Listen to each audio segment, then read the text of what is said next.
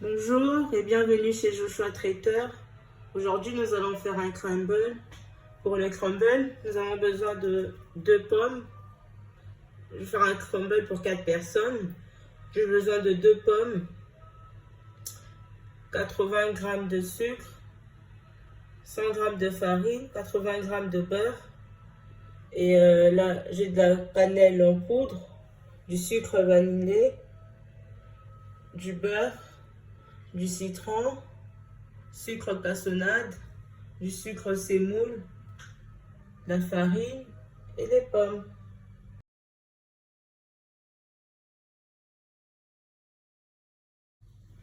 Donc, comme je disais, nous avons besoin de 2 pommes, un demi-citron, 80 g de sucre, 100 g de farine et 80 g de beurre.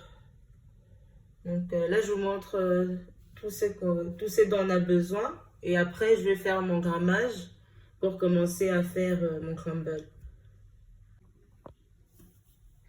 Donc pour commencer la préparation du crumble, je vais commencer avec les pommes. Donc je vais commencer la préparation de mes pommes.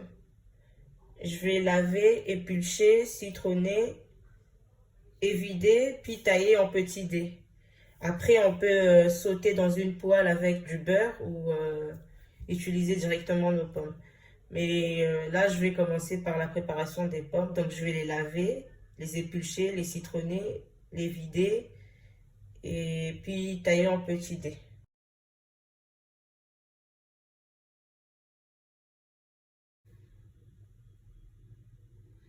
Donc là, j'ai lavé, épulché, citronné, vidé mes pommes. Et maintenant, je vais les tailler en petits dés. Et après avoir taillé, vous pouvez sauter dans une poêle avec du beurre. Malheureusement, moi, je ne vais pas faire ça aujourd'hui. Donc là, je vais tailler.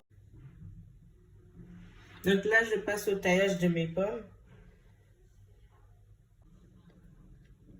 Voilà, j'ai taillé mes pommes en petits dés. Bon, on essaie d'être régulier. Et pour éviter que nos pommes s'oxydent, on met du citron. C'est pourquoi j'avais pris un demi-citron pour citronner nos pommes.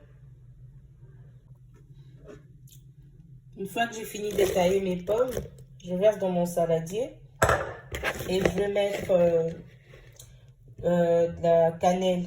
J'ai de la cannelle en poudre, comme je vous ai montré tout à l'heure. Je vais saupoudrer. Voilà, et je vais mélanger. Voilà, vous voyez, j'ai bien mélangé avec de la cannelle. J'ai mis de la cannelle. Donc, à cette étape, on peut soit sauter nos pommes dans une poêle avec du beurre. Mais moi, je ne vais pas faire ça comme je vous ai dit au début de la vidéo. Moi, je vais réserver au frais. Donc là, j'ai mélangé mes pommes avec du citron et de la cannelle en poudre. Je réserve au frais et je passe à la réalisation de mon sablé. Donc la première étape, c'était la préparation des pommes. Là, on passe à la deuxième étape. La première étape, nous avons lavé, désinfecté nos pommes, épluché et coupé en dés.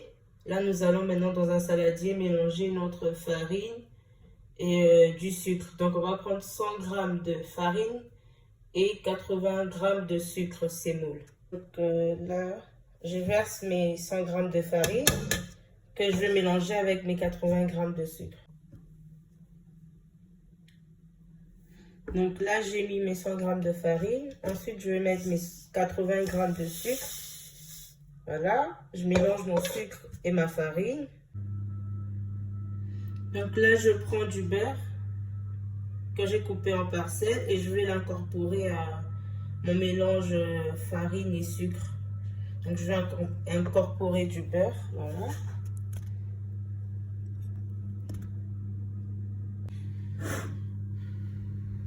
Donc là, j'ai mis mon beurre. On va l'incorporer et mélanger avec nos mains. Donc, on va bien mélanger avec les doigts pour qu'on obtienne une pâte sableuse. Voilà, on va malaxer tout ça.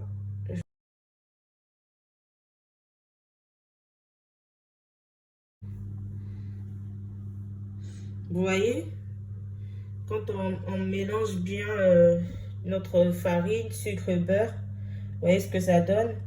Et là, je vais rajouter mon sucre vanillé et je vais continuer à malaxer. Je vais continuer à mélanger avec mes doigts pour qu'elle soit bien sableuse. Vous voyez déjà.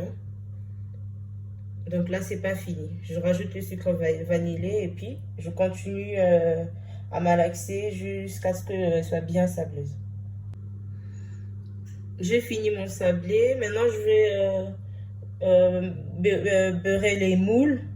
Donc, je vais mettre du beurre dans mes moules pour commencer à faire mon garnissage.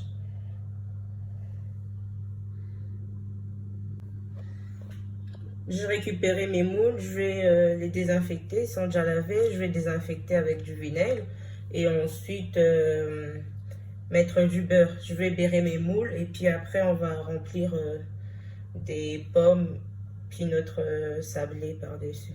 Donc je vais vous montrer pour la suite. Là je vais nettoyer mes moules et puis beurrer et ensuite mettre les pommes et la pâte sablée par-dessus.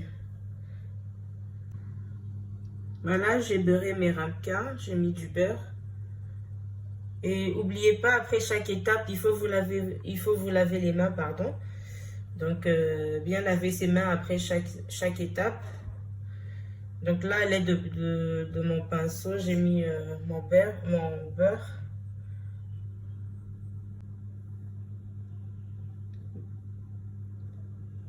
Donc après avoir beurré, maintenant je vais remplir les ramequins. Je vais vous montrer étape par étape comment on va procéder.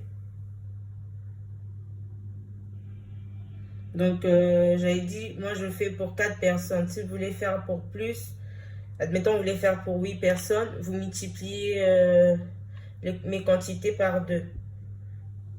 Donc moi je suis partie sur une base de 4.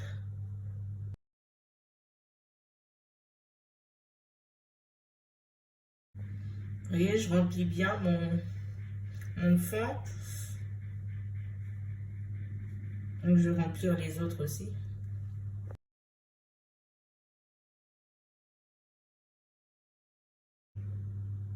On essaie de remplir de façon égale, que ça soit un peu pareil partout, que ça soit régulier. Donc là, j'ai mis mes pommes. Maintenant, je vais mettre mon sablé par-dessus.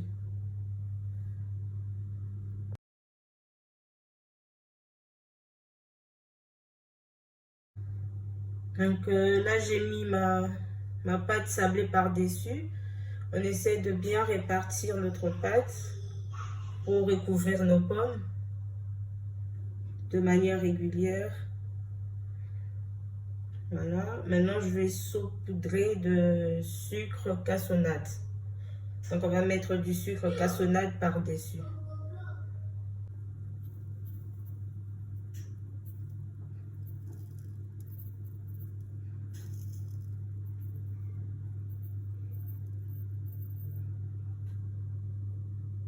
Donc, on met du sucre cassonade par-dessus. Une fois qu'on a fini de saupoudrer, on va mettre au four à 200 degrés pendant 35 minutes.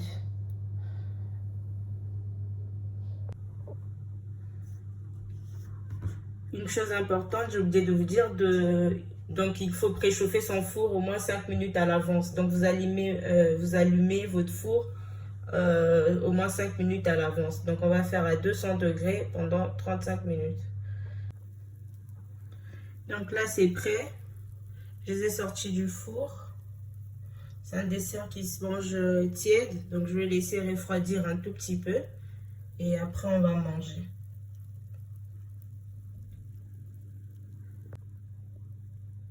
Merci à tous d'avoir suivi la vidéo. Je rappelle qu'on a fait notre crumble en 6 étapes. On a coupé nos pommes en dés. On a mélangé notre farine, sucre et beurre. Ensuite, on a malaxé avec nos doigts jusqu'à obtenir une pâte sableuse. Et en 5, on a moulé, on a beurré nos moules, pardon. Et disposé nos pommes et rajouté la pâte par-dessus. Et en 6, on a laissé cuire au four pendant 35 minutes à 200 degrés.